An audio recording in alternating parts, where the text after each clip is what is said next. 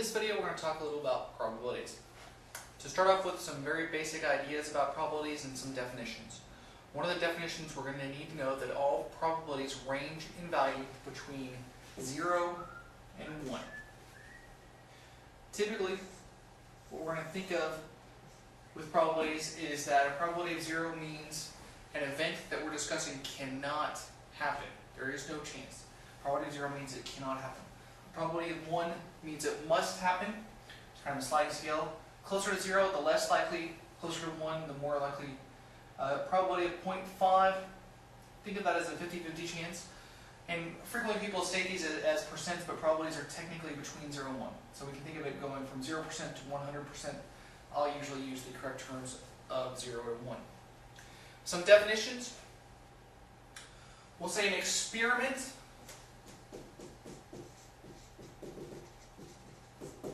for our purposes is any occurrence for which the outcome is uncertain. Alternatively, it's a controlled operation that yields a set of results.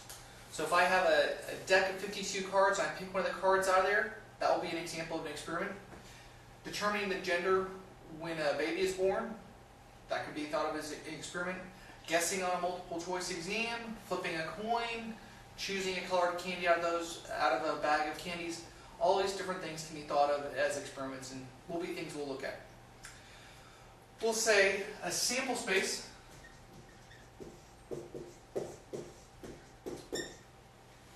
is the set of all possible outcomes of an experiment. We will usually use an S to represent a sample space. An event is an outcome of an experiment, typically denoted by E, though we may use some other term for that. So for example, if I flip a coin one time, the sample space would be, we could write it down as heads, tails. Those are the different things that can happen if I flip a coin one time. I either get heads or I get tails. An event would be H in that case, or an event would be T. If I flip a coin twice, I can get HH, HT, heads, heads, heads, tails, tails, heads, tails, tails. One possible event would be, I got heads first, tails second. Alternatively, I could say the event is hitting the same thing, which would list both of these outcomes. So event can mean a few different things, and we'll see that as we go through here. Last of these first four definitions, the sum of all the theoretical probabilities. So if I add up all the things that can happen in an experiment, add up all their probabilities, what that really is saying is that this is what happened. There's something had to happen. If I add up all the sum of all those probabilities, we're going to have those things add up to 1. Now we're going to be a little careful in this later, talking about the fact that we're saying these are mutually exclusive, but effectively what you want to hear about this is if you add up all of the probabilities of the distinct events, they add up to 1, which means something in the experiment had to happen. In your notes, you have some information about experimental probabilities and theoretical probabilities. Now with an experimental probability, we're going to be dealing with actual data from an experiment. This is something you've probably seen before, but what we're going to look at with that, we're going to say that the probability of an event, the probability of an event, this is a function, it's a probability function acting on an event, is the number of ways or the number of times that event happened in the experiment divided by the total number of times the experiment was run. As opposed to with a theoretical experiment, we're going to say the probability of an event, well, that's again our function, the event. We're going to look at the total number of things that can happen, depending on how we're counting this, the number in the sample space. And we're going to look at the number of ways our particular event can happen and take that number of ways the event can happen and divide it by the total number of things that can happen. You'll notice these really look like the same formula because they're really dealing with a very similar idea. It's just that with the experimental probability, we're looking with some actual data. So let's suppose we flip a coin 100 times. And we get 47 heads. Well, the probability of getting heads in that experiment, well, it would be 47 heads, that was the number of times we got heads, divided by the total number of times the experiment was run, 100. If I look at the theoretical probability of getting heads in an experiment, well, I can think about this flipping one coin. If I flip a coin, there are two possible outcomes. That's the number in the sample space. And typically I will do the denominator first, try to figure out how many things total can happen. One of those two things is heads. So the theoretical probability of getting heads is 1/2. The experiment I was describing there, the experimental probability of getting heads was 47/100. That's kind of the idea. I have kind of a mathy joke there. We'll say real people live in an experimental world. You see what happens. And mathematicians frequently live in a theoretical world. We're going to often look at the possible outcomes and determine our probabilities that way. Looking at a few examples with this, we see in example 1, we're told we have a bag that contains 4 red marbles and 6 green marbles. We're going to find the probability of getting a red marble. And I will typically use some variable that's meaningful to me. Sometimes I may write out the whole name there, but here we're going to find the probability of getting a red marble. This is a theoretical probability, so I need to consider all of the possible outcomes of the experiment. Since there are 10 marbles there total, that would be the number in my sample space in this case. Probably should look like here. So 10 is my denominator. The number that are red, that was 4, so that's my probability. Now you could write this as a decimal, you could write this in a simplified fraction form. I'm not going to bother, but that's the idea. Probability of getting a green marble. Again, it's the number of ways of getting a green marble, divided by the total number of marbles in this case.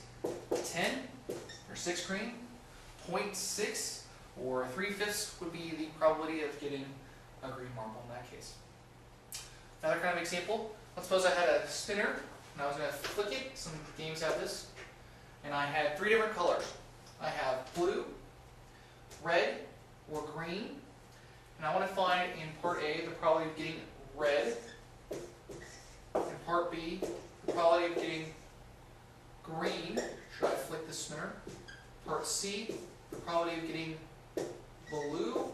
And part D, the probability of getting yellow.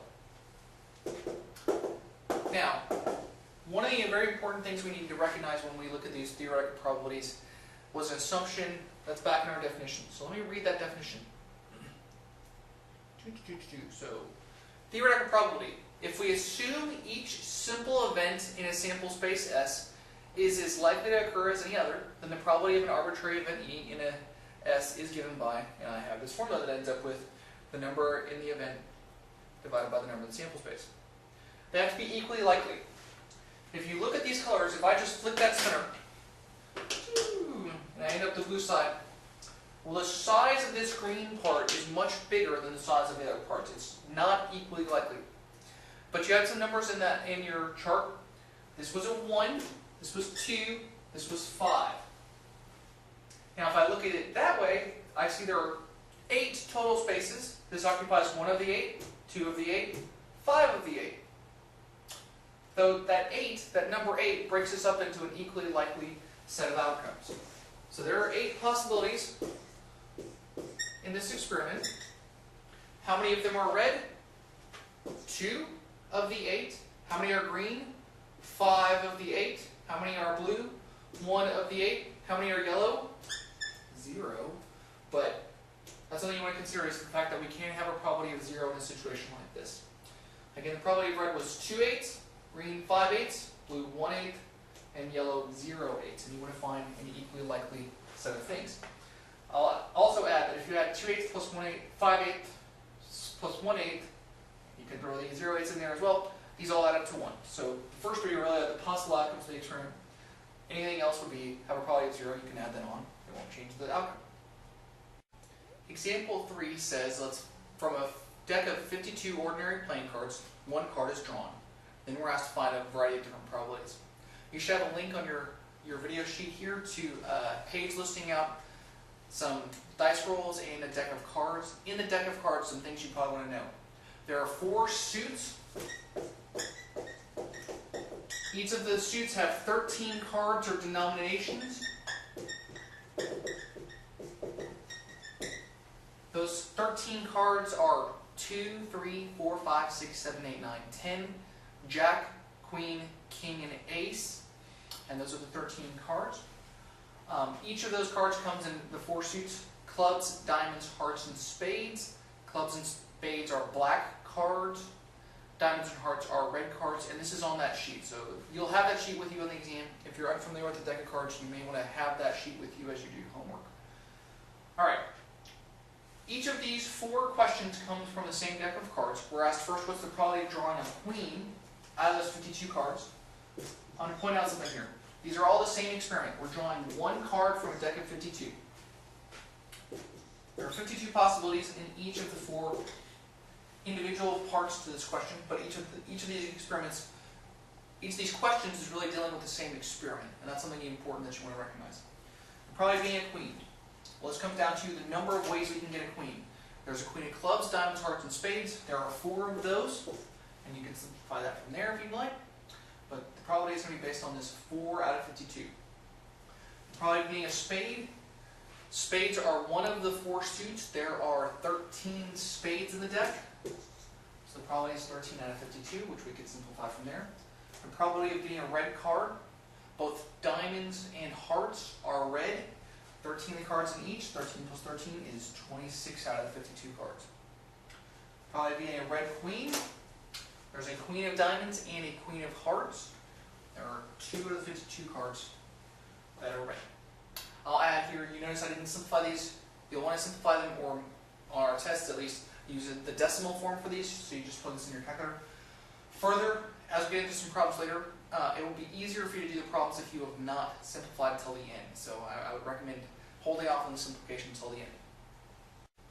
Example 4 asks a question based on a theoretical probability with some available information. The first question asks, what's the probability of a person in this sample being female? Well, the number of the sample space here is all of the people. There's 292.99.2 million. I'm not going to write all the values out there, but you write some zeros after that if you like. The number of people in the study that are female, 152.3 million. And whatever decimal I get as a result of that calculation gives me the probability of a person in this sample being female. The probability that person is not covered by insurance, well, there's 299.2 million people total. That's our sample space. Everyone involved here is part of the sample space. The number of people with no insurance is 45.6 million. That fraction will represent the probability of someone not having insurance. The last question, what's the probability that a person is male with only private insurance? Here, the question is still dealing with the realm of everyone. Our sample space here in the experiment is the same as the last two, the 299.2 million people. The probability of a male, that the male has only private insurance is there are 84.7 million people, males with only private insurance, and that fraction will represent our probability of that